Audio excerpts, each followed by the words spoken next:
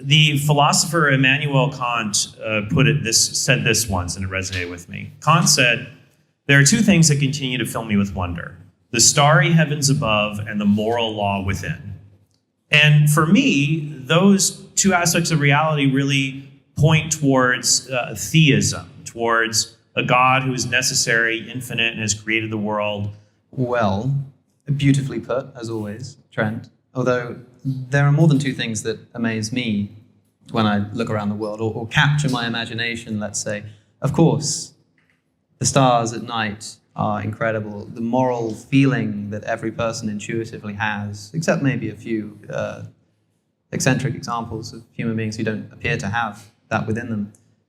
These are amazing, but what also captivates me in the nature of our human experience is the depth of suffering to which we're all capable of sinking. I think that suffering in many ways defines the human experience, and certainly the experience of non-humans, such that I know people who will go their entire life saying that they've never really experienced any real pleasure. Their whole life has been a misery. But you'll never find a person who says that their entire life they haven't had any real pain and suffering. This is something that equally needs to be accounted for.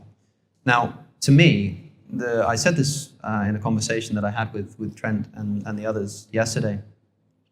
The problem of evil, as it's famously formulated against the existence of a good God, is usually thought of as a response to religion, as a response to the existence of a God. You have this construct, you have this idea of an afterlife and of ethics and of a perfectly good being, and then you look around you at the immeasurable levels of suffering that we experience, the nihilism, the pointlessness, the pain.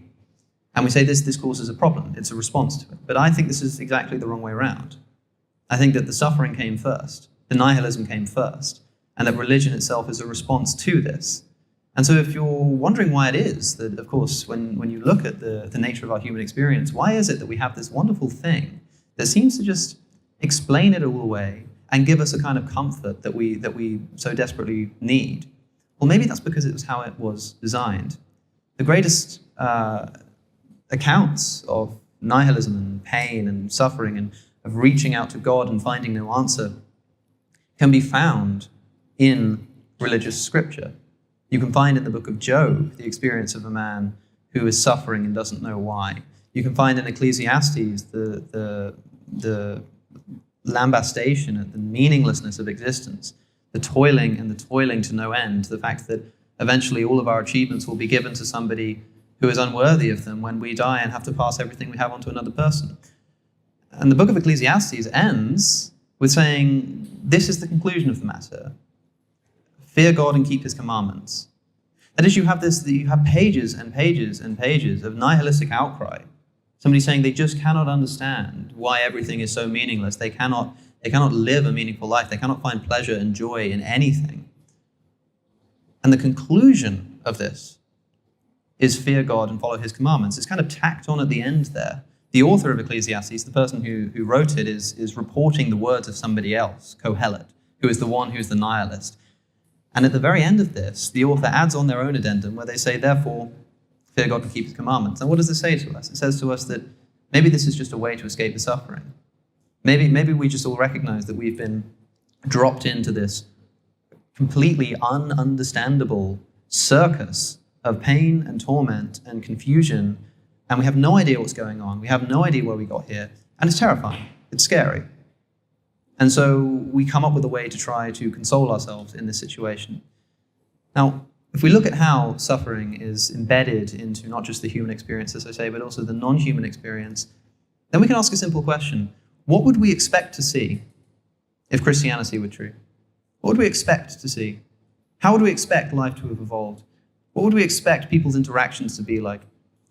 And if we assumed atheism, again, if we assumed, as I said earlier, that the world we find ourselves in is just an amoral arena of accidentally existing organisms who just find themselves in a situation where they need to compete for survival, what would we expect to find?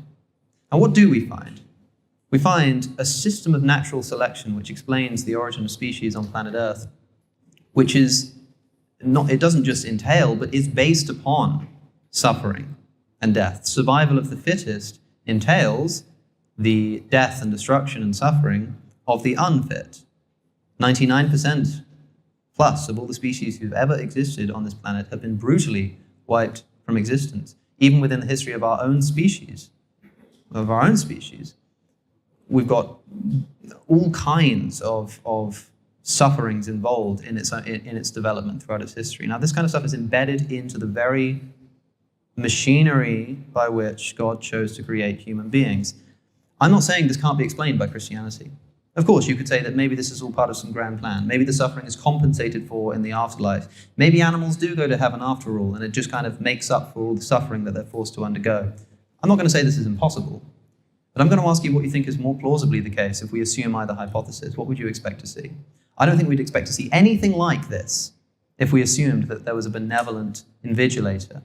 But as I say, if we assume atheism, not only do we explain what we see in the world, but we also come to expect it. I think it's a much better account. This is the problem of evil. The full conversation that the clip you just watched was taken from is available via the link that's on your screen. Don't forget to subscribe. Thank you for watching, and I'll see you in the next one.